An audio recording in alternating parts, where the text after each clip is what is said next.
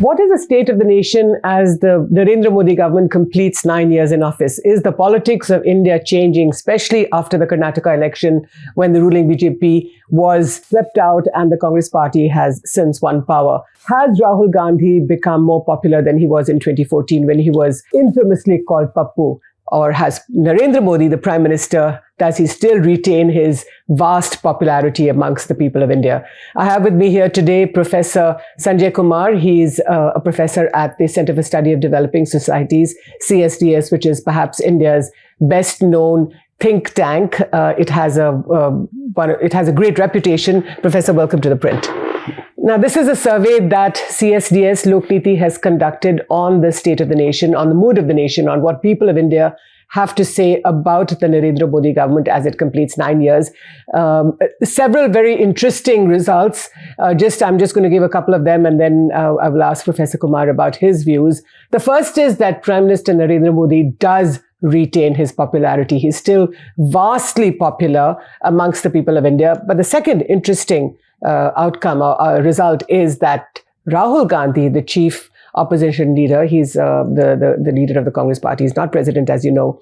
Rahul Gandhi numbers are climbing, which means that he's a little bit more popular than he was in 2014. But let me not give the game away. Professor Kumar, tell me, what are the main results, the main outcomes of this survey that you conducted? Tell us when you conducted and what the sample size was. The survey was conducted between May 10th and May 19th. Mm-hmm. It's a large survey. When I say large, don't go by the sample size. Okay. The sample size is 7,200, a little more than that. But large in terms of sample being very, very representative. Mm-hmm. We conducted the survey in 19 states. And if you look at the representativeness of the sample, the 7,200 people whom we interviewed actually mirror the image of the voters of this country. In what way? In terms of various variables, if we look at the, rural-urban population of this country, men, women, in terms of various social economic groups, whether we are talking about the Dalits, Adivasis, Muslims, young, old. So in our sample of 7,200, they are in similar proportion as they have representation in the country's population. But tell me, I want to ask, in what language do you conduct a survey? Is it English, Hindi? That's important. Two things. No, the survey is not conducted in English or in Hindi. Mm-hmm. The survey is conducted in the language spoken by the people of that state.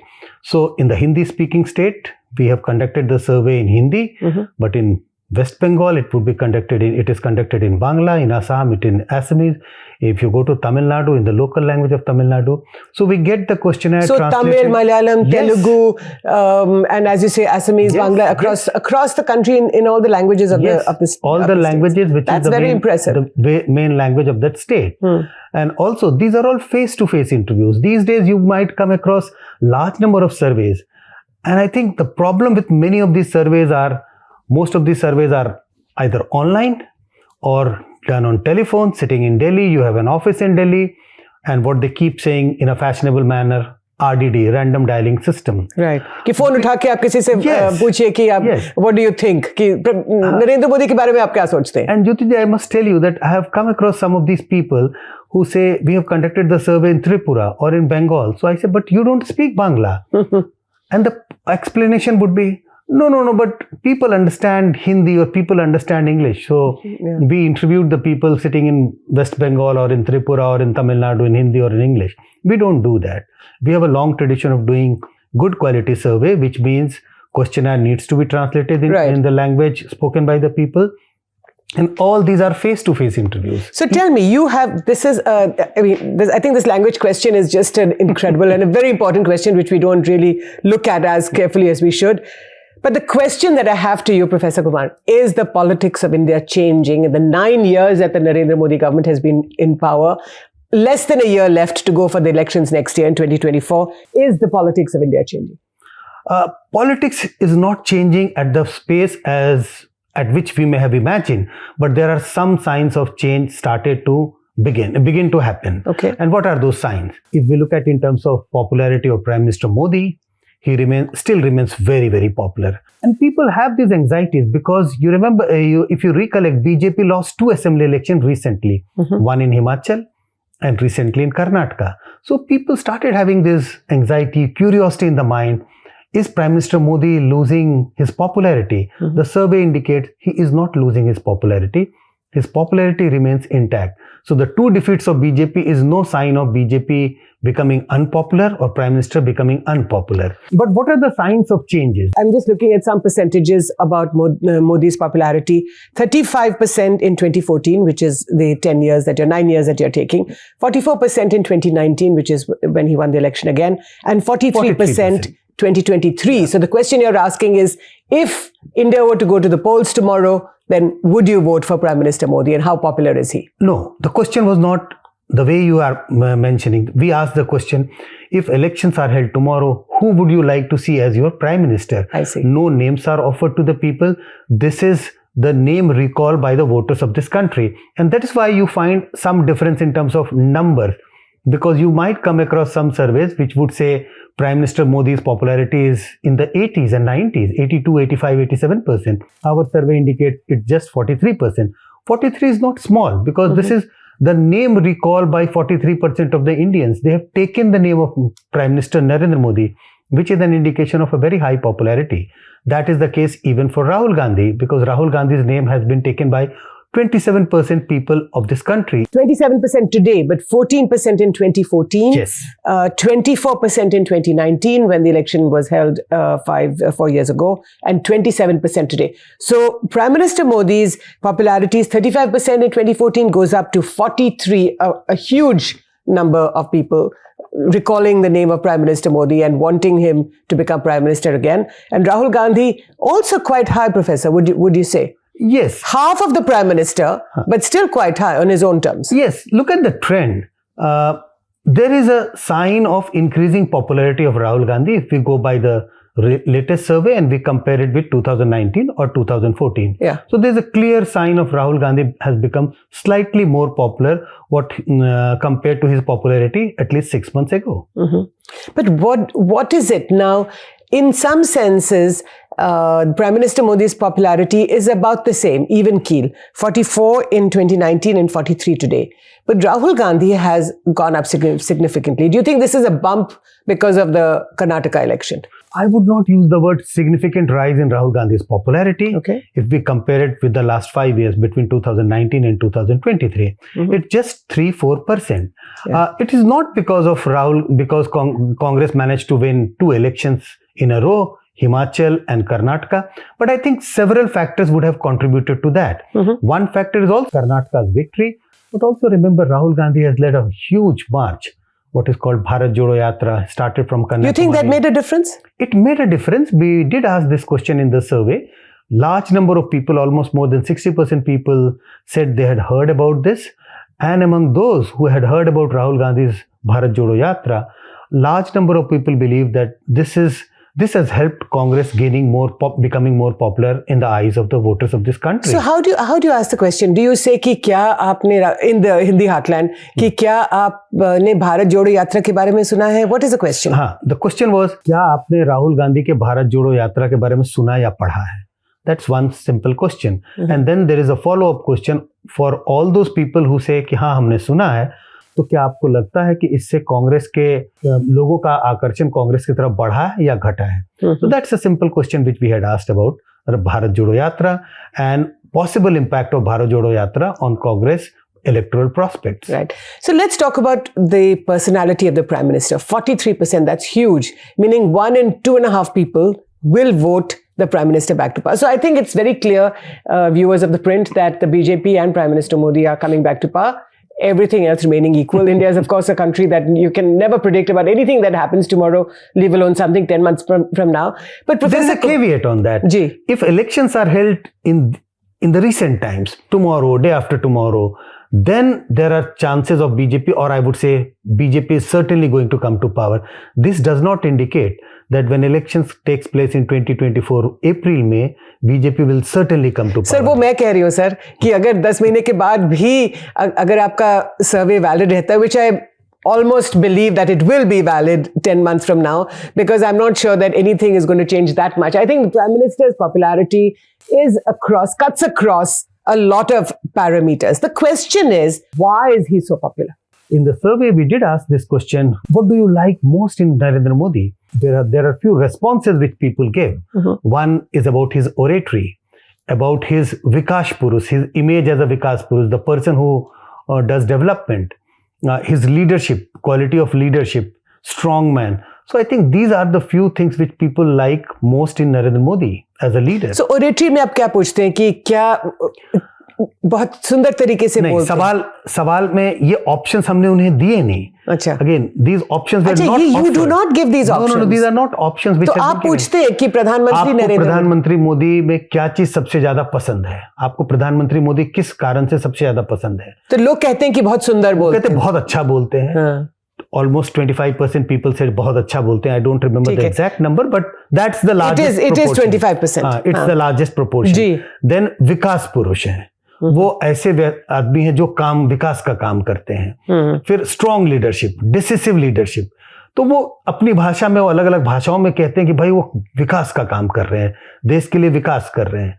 फिर वो decisive, बहुत strong है. कैसे strong, कैसे डरते नहीं है? अच्छा, डरते नहीं है. वो स्ट्रॉन्ग डिसीजन, बोल्ड डिसीजन लेते हैं. तो ये सारी चीजें जिसको हम समेट करके ये आंकड़ों को हमने पेश किया. जो आपने कहा, एक आपका है हार्ड वर्क एंड कैरिज्मा. सो 13% मेहनती है. That's really interesting. But would you say then, Professor, that Karnataka election में while the BJP lost power in Karnataka, but the vote share of the BJP remains the same? Do you think, could you attribute it, because your survey was done just immediately after the Karnataka election, yes. Would you attribute this? Can you connect it in some way?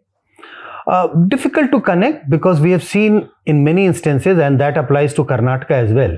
If you look at the last 4 assembly elections in Karnataka and the last Lok Sabha elections in Karnataka, the verdict has been very, very different. People have voted differently when they voted for the assembly election, and they voted differently when it came to voting for the Lok Sabha. So I don't find any connection between these two. It's not that Congress vote share has gone up or Rahul Gandhi has become more popular because Congress managed to win elections in Karnataka. If Congress had not won in Karnataka, results would have been very, very different. I don't believe this, because this is the mood of the people of this country. Right. We keep talking about Karnataka and we tend to believe that everybody is watching Karnataka. That's not the case. That's not the case. That's not the case. Yeah. People in Karnataka were focused on the Karnataka election. So we should not overinterpret Karnataka as if this is something that is like a litmus test for the entire country. Karnataka remains in Karnataka. Not at all. Yeah. Karnataka should not be seen as a model by the opposition parties, that this is the model and this is what is going to happen in 2024. Also, there is no one kind of a format which opposition should take, that this is the way to contest election. There are some messages for opposition parties, including the Congress, but Karnataka does not give any indication of what is going to happen in 2024, nor even what is going to happen in Madhya Pradesh, Rajasthan, Chhattisgarh or Telangana. Which is later this year, yes. Barely 3 or 4 months down the road. Yes. Acha sir, ye bataiye, you had a very interesting result, or one of your the outcomes of this survey was that India's stature has increased significantly under Prime Minister Modi, and that now India is known as the Vishwa Guru. The respect for India has increased hugely. India is seen as an art and cultural global destination and a very attractive FDI, or foreign direct investment destination as well. So these questions that you asked, ye jo Vishwa Guru ka jo sawal tha, which I found very interesting.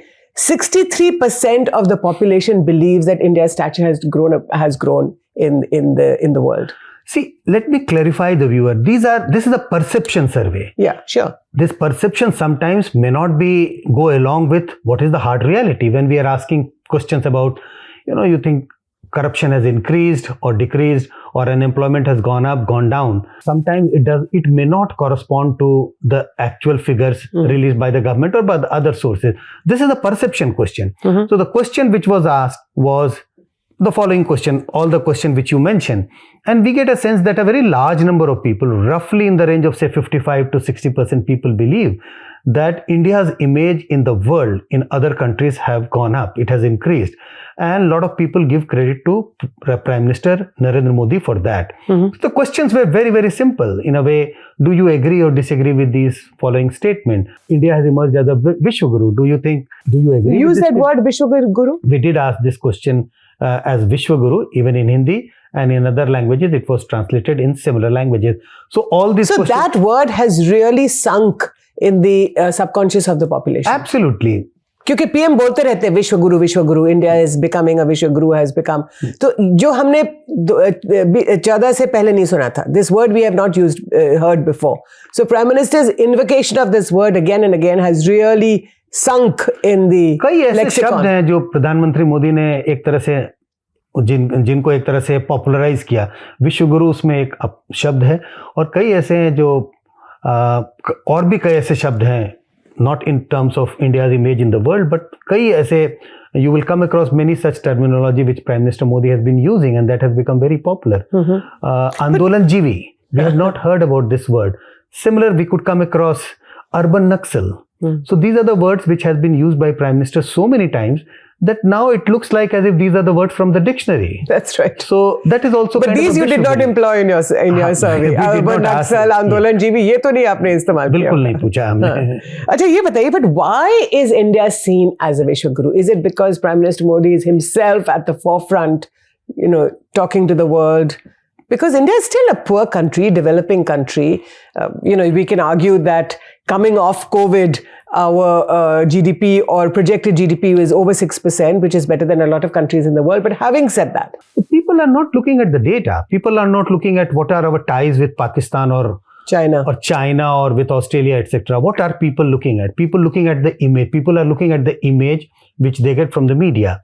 So when Prime Minister Modi travels to any country, whether it is a small country, and recently we have seen when Prime Minister Modi travels to a very small country, Papua New Guinea, and then the Prime Minister or the President of that country tries to touch his feet. When people are looking at this image, people are thinking, look, it has never happened in the past 70 years. But sir, that's not true. It is not that it has never happened, because this I know for a fact. In Papua New Guinea, when former President Pranab Mukherjee went to Papua New Guinea, they also tried to touch his feet. And he said, but the difference is that did not come out in the media. Yes. And the narrative could be, he was the President of India. He's the Prime Minister. He's the popularly elected person. Absolutely. That's the big difference. And then, that's not, I was giving just as an example. When he travels to USA, when he goes to Australia, when he goes to other countries.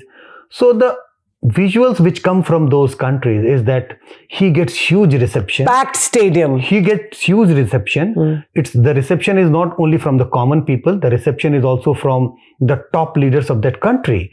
So that is sending out a message to the people of the country that, look, our Prime Minister is really, really powerful. Other leaders are ready to welcome him, and they have never seen that happening, at least in the last 30-40 years. This is about the memory of the people. So that is why people believe that, yes, India has emerged as a Vishwaguru. Yeah. So especially when, the US president, one of the most powerful people in the world, he says, in fact, there was a story when they met in Hiroshima in Japan, and Prime Minister was, it was a joke, but it's a real, comment where Biden says that, I know you are coming, when you come to the US next month, which is in June, then so many people are calling me and saying, "Acha, I'd like to be invited for the dinner." Or wo jo Australia ka Prime Minister hai, he says, Prime Minister Modi is like the boss. He's the boss. So Indians never had seen such statement coming from, because for the Indians, most of the country in the West is a far more developed country, compared to India, whether it is, Australia, New Zealand, Germany, France, Italy, any country. So when they hear Prime Minister of such a powerful country or a strong country calling our Prime Minister as, you are the boss, that leaves a very strong impact in the minds of the common people. And remember, I would again emphasize, this is the survey of common citizen of this country. These are not only of people of critical mind. This is a common citizen of this country, and this is how common people of this country believe. But what is it, when you say common citizen, could it be a chai wala, a phal wala? Yes. Could it be a pan ki dukaan mein jo log... The sample would include all of what you have given the examples of. It includes people, 70% people from the rural India, 30% people from the urban India. It includes the pan wala, it includes chai wala, it also includes the rickshaw wala, and it includes students from universities. Students, housewives, women, all kinds of farmers, all kinds of people. That is why we get a representative sort of a sample. But tell me, Professor Kumar, two questions. China. Chinese troops have been in Ladakh at the line of actual control, eyeball to eyeball with Indian troops for the last 3 years. April mein 3 saal ho chuke, third anniversary. What do people say about that? Oh, clear three-way division of the opinion of the people on that question. Roughly one third believe that India has been able to handle the China issue well. One third believe India has not been able to handle China issue well. And one third roughly says no opinion on this issue. The issue which doesn't connect to their day-to-day life, large number of people have no opinion. But that's quite interesting, isn't it? That 30% of the population is saying that India has handled it well. 30% saying we don't think it's as good as it should be. So people are reading and people are interested in knowing कि China के साथ क्या हो रहा है. This is such a big, powerful country. No, absolutely. People are watching and this is all because of the media which has entered into our bedrooms. Everywhere media. People traveling in metro, people traveling. Walking on the road, just watching something. So all the time you are hooked on with the media, some form of media, and you know what kind of news is coming on the media. They're all watching all kinds of stuff there. Right. So what about Pakistan? Pakistan के बारे में क्या कहते हैं लोग? Same kind of an opinion with regard to Kashmir. Same kind of an opinion with regard to Pakistan, which is one third. Roughly, I'm saying. That's the neat three-way division on these three big issues. But are you saying that one third of the population is saying that Prime Minister has not handled Pakistan well?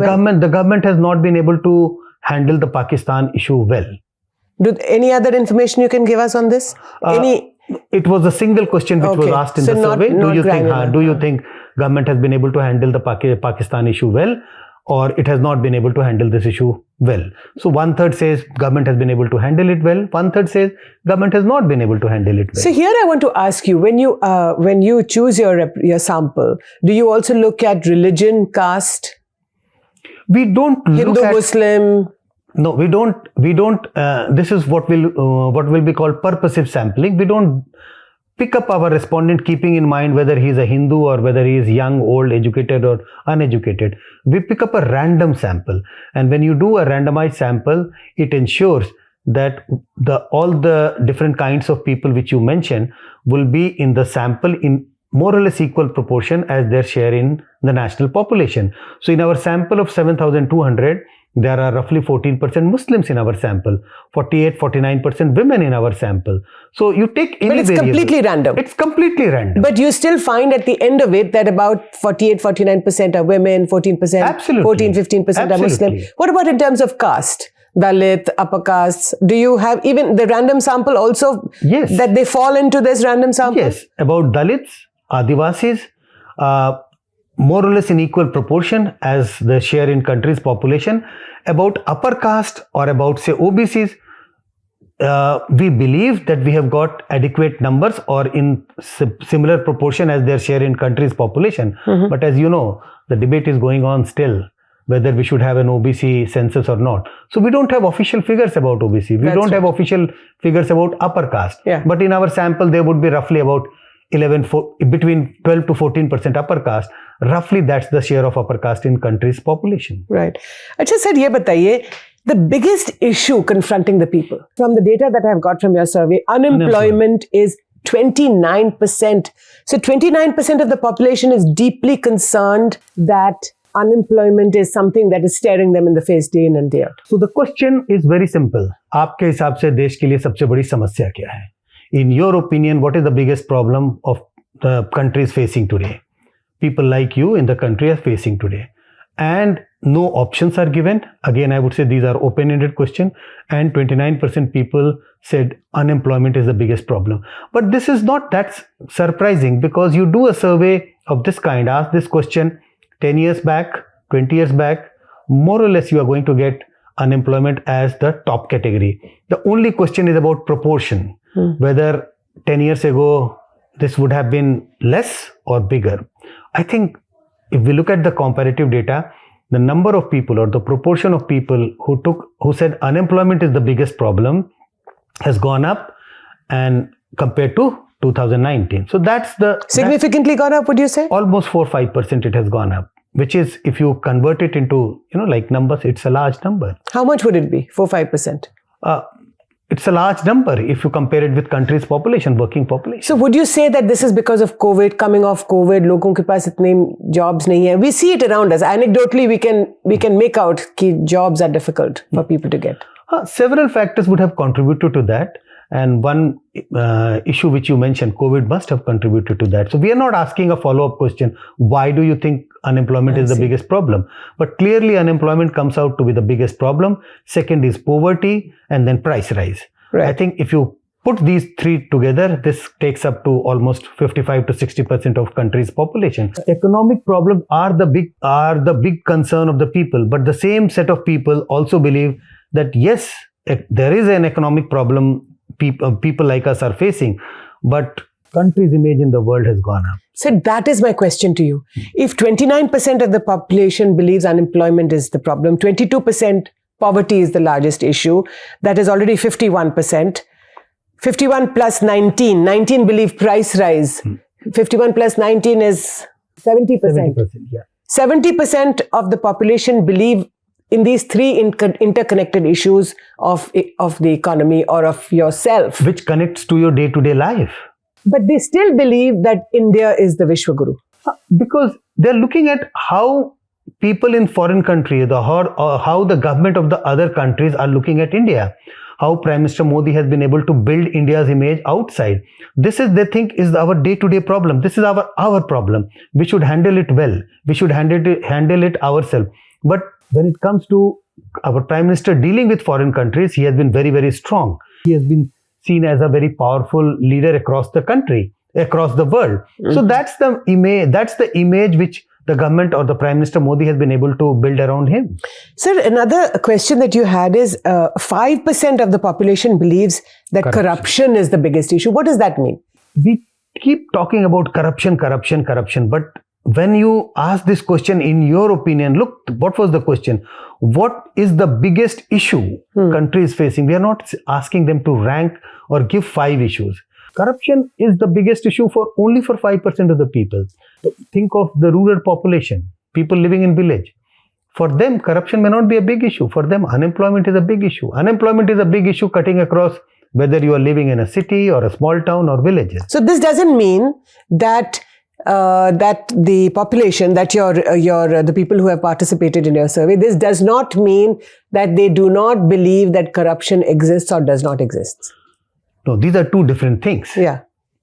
It's not that Modi ji has been able to handle corruption properly. It is like in a fruit shop, there are 4 fruits lying there. So there is a banana, there is an orange, there is an apple, and there is a guava. And if you ask someone to pick up one, he picks up an apple. That doesn't mean that he doesn't like banana. He doesn't like apple. If we are asking the people that please name the issue which in your mind is the biggest problem, so he picks up the one problem.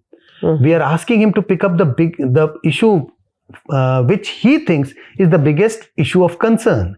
That doesn't mean that he doesn't believe that corruption is not there. There is another question in the survey which we asked. Yeah. How has government done with regard to handling corruption? And more people believe that the government has not done a good work with regard to handling corruption. There is a divide on that, but more people believe that government has not done well in handling corruption.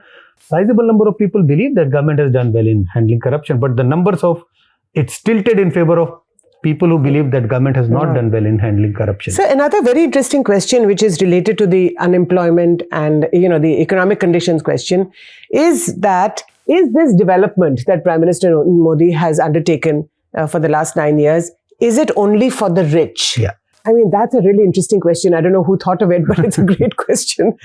But you would also see that there is a comparative data for that. We did ask the question earlier also. So the change which has taken place is that more people have started believing. We asked this question also in 2004, 2014, in previous elections. But the number of people who believe that the development has been more for the rich has gone up slightly. 4, 5%, 6% more people believe that the development has been there only for the rich. So today it's 36% in your survey. Yeah. So are you saying in 2019 it was roughly about 30%. So 6% is a lot. Yes. 6% more people believe that yes, there is development, but who is getting the fruits of development? Who is cornering the fruits of development? So people, their perception is that it is mainly more for the rich, less for the poor. Do you think that one of this could be a result of the Adani story, the Hindenburg saga, in which they talk about Adani and how his money has been made so quickly? Nobody's saying why he has made it or how he has made it, but that's perhaps the perception. Is that very difficult to infer when people say it has been mainly for the rich, whether they only have Adani and Ambani in their mind, but generally the perception, because you can clearly see the level of prosperity in big cities, small town, and if you compare it with the villages, it's very, very different. So people are looking at prosperity, increasing prosperity of people living in urban areas, especially in big towns. I think that is what is getting conveyed as a common perception, that people living in big cities, when people come to our houses for various kinds of services, they would also talk about this, that look, अमीर बनते जा रहे हैं, उनके पास छोटी गाड़ी थी, अब उन्होंने बड़ी गाड़ी खरीद ली, लेकिन हमारा तो कुछ नहीं हो रहा है. So this is the common perception. I don't think that they only have Adani or Ambani in their mind. पहले जो टाटा बिरला हम लोग कहते थे, आज की तारीख में वे से Adani, Ambani, but so just the names are changing, but the perception of the people that our halat or our positions are not changing. But then on the other hand, you are saying, see, that's the interesting question, is that while the Prime Minister, while the Modi government in these last 9 years the economic conditions of the country has improved, as your survey is saying, but they are also saying that it's not for everybody, it's only for a certain class of people. Certainly, the data is very clear on that large number of people believe that development has taken place, but large number of people also believe that the development has been more for the rich, less for the poor. Right. So let me just come back to the performance of the central government. I think now that we're talking about 9 years, and a lot of ministers in the Modi government are also talking about their own work, the work that they've done, their own performance. But here you are, I think the five questions that or perhaps the 5 issues. One is price rise. 32% say good, 58% say bad. That's a very high figure. On most of the issues which you are going to read now, there is a critical appraisal of government's performance, whether it is price rise and... So farmers' problems, 42% good, 44% bad. Religious harmony, whether the Modi government has been able to maintain religious harmony. 38% say yes, they have. 48% say no. The corruption and religious harmony, I find that they are sort of similar figures. My question here is that while the social issues in some way, they had approximately the same percentages in their mid-30s, say. But the economic story seems to be much worse. Yes, if you look at some of the issues, it is more or less corresponds to BJP's support base. Yeah. In our survey, the estimate is that BJP is likely to get 39% vote. So on the issue of, say, social harmony, they are getting 37-38% people say they have been able to maintain social harmony. So, but on the economic issues, whether you are a BJP supporter, you are a supporter of any regional party, Congress or XYZ, everybody gets the pinch of economic hardship. That's interesting. So across political parties, across supporters of various political parties. So you think that's something the government has to watch out for? I think government needs to be cautious about that. They have been lucky that even in the state assembly election, we did get similar kind of responses when we asked question about price rise, unemployment, etc. But still government managed to win election because they contested election on larger narrative of national pride, nationalism, and they were able to... Which election? If you talk about, say, UP, Gujarat, Goa, there are many elections. In the last couple of years? In the last 3-4 years. There's another data. BJP during last 3-4 years has defended 13 governments. When they went to election in 13 states, they have only lost 2 elections. Karnataka and Himachal. They managed to retain the 11 government. And in most of these... So this is despite the deteriorating perception of the economic conditions. Absolutely. Despite in most of these states, larger number of people said their economic condition has gone down, has gone worse, price rise has gone up, unemployment has gone up, but still BJP managed to retain power. But they're still voting BJP. They're still voting BJP, and this is a new development in Indian politics, I believe. If I look at similar data in say 2004, 2009 and going back say 98, 99, if I used to look at the people's opinion on economic issues, which connects to your day-to-day life, and if there is a lot of negative appraisal of the government's work, you could safely assume which way is the political wind blowing. That's not happening now. Even if people are critical about how country's economy is going, or how do you feel the pinch of economic hardships or not, their vote is not getting shaped by these issues. Their vote is getting shaped by your attachment to this issue of nationalism, national pride. I am being Indian, I am an Indian. And I don't agree that... What does that mean, sir? It means nothing. It's kind of, there's no concrete thing which you can put on the table. That what does nationalism mean? What kind of a pride do I get saying that I am an Indian? I belong to a country where we have a very strong government. We have a prime minister who is very, very powerful. Mm-hmm. But you start getting, it's kind of an identity of being an Indian, living in India. I am an Indian. And is that media driven, do you think? More or less, largely media driven, and also the way the government, the ruling party, BJP, has been able to convey this to the people of this country, that you must have a sense of pride living in this country, and Hindutva is one element of that. In what way? Because this whole idea that this is a government which cares for the Hindus.